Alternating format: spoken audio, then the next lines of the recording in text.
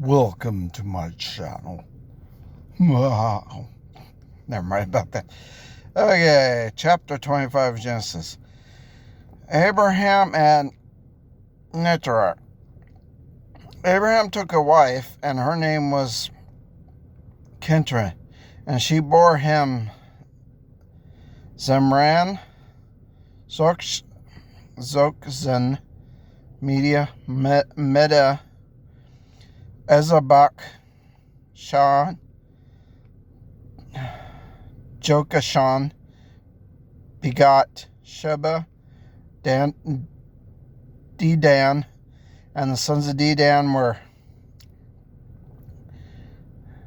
Ashrom, Letshom, Lamam, and the sons of Meam were Ephon, Epher, Hancock, Hannock, Abadah, Eldah. All these were the children of Kintan. Now Abram gave all that he had to Isaac, but Abraham gave gifts to the sons of the concubines which Abraham had. And while he was still living, he sent them eastward, away from Isaac his son, to the country of the east. Abraham's death and burial. This is the sum of the years of Abraham's life, which he had lived, 175 years. Then Abraham breathed his last and died in a good old age, an old man and full of years, and was gathered to his people. And his son Isaac and Ishmael buried him in the cave of Machpelah, which is before Marm, in the field of Ephron, the son of Zohar the Hittite, the field which Abraham purchased from the sons of Heth. There Abraham was buried, and Sarah his wife. And it came to pass after the death of Abraham that God blessed his son Isaac, and Isaac dwelt in Beer-lahai. The families of Ishmael and Isaac. Here we go. Wonderful names. Now this is the genealogy of Ishmael, Abraham's son, which Hagar, the Egyptian, Sarah's maidservant, bore to Abraham.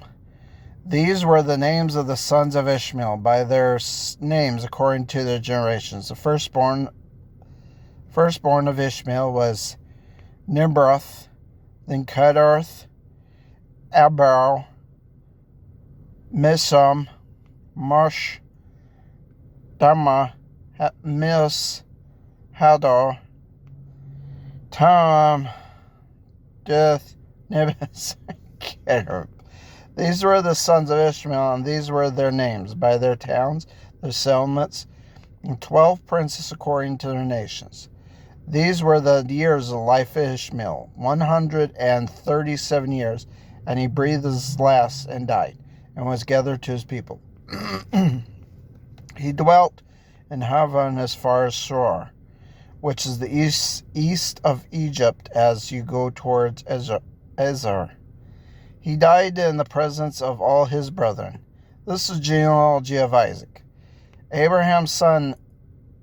Abraham begot Isaac. Isaac was 40 years old when he took Rebekah as his wife, the daughter of Bethuel the Syrian of Param, the sister of Laban the Shin. Now Isaac pleaded with the Lord for his wife because she was barren, and the Lord granted his plea. And Rebekah his wife conceived, but the children struggled together within her, and she said, "If all is well, why am I like this?" So she went to inquire of the Lord, and the Lord said to her, 2 nations are in your womb. 2 people shall be separated from your body.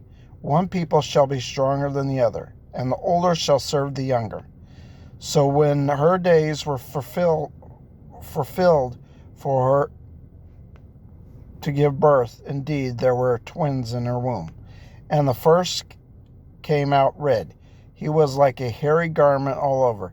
So they called his name Esau.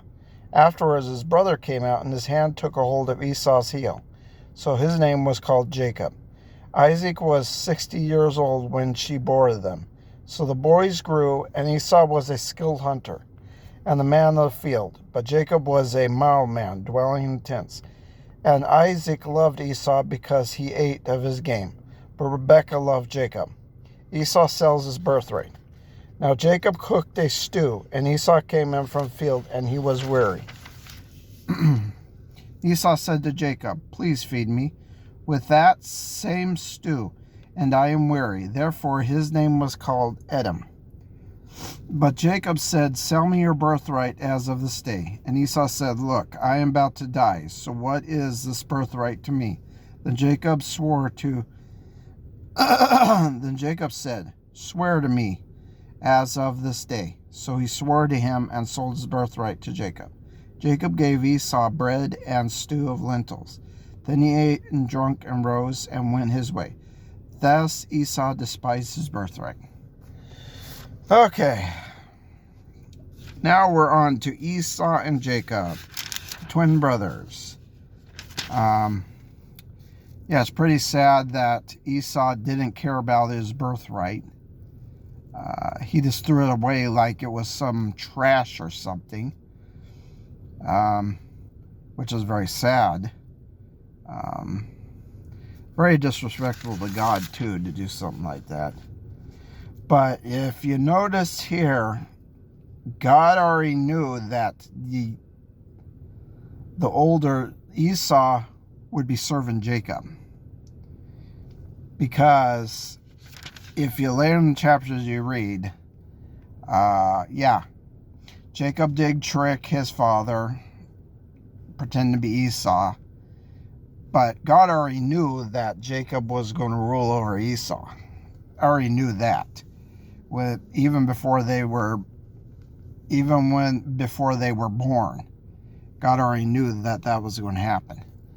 But yeah, to me, looking at this Esau selling his birthright is like really disrespectful to God. Because basically saying, I don't give a garbage about my life. My life doesn't matter. So it's like, yeah, way to go, Esau. You can tell that he had some issues.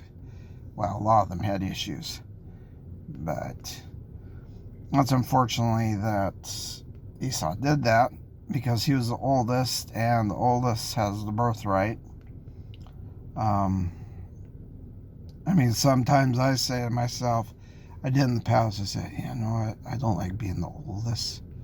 But in actuality, it's not too bad because as you get older, there's certain more stuff you learn from your younger siblings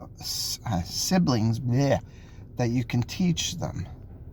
I haven't been the greatest example of that, I can honestly tell you, because when it came to my brother David, I can honestly tell you, I was not the best older brother. And I can admit that. I had a lot of issues.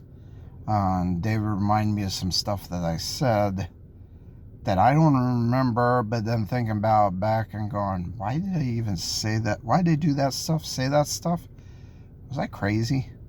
So I've learned, as I gotten older, I've learned to handle stuff a lot better than I used to. So, but as the oldest sibling, we're actually supposed to be responsible for the younger siblings as we're growing up. We're supposed to keep them protected. Older. Like I said, I didn't do a very good job as that. And now as I'm older, I'm trying to do a lot better job at that. Mind you, me and my brothers are all grown up, but unfortunately, it does not stop. You don't stop being the oldest once you're growing up. You're still the oldest and still have a lot more responsibilities than the other two brothers or the other siblings in your family. It's like being a parent. You don't stop being a parent once your kids, grow up. That's not how it works. You're still a parent. I mean, yes, mind you, you're not a parent 24/7 anymore. Because when your kids get older, they move away or grow up, have their own families, they have to learn how to deal with their old children. So anyway, that was chapter 25, and let's go ahead and pray. Father, dear Heavenly Father, help this message get to people on YouTube.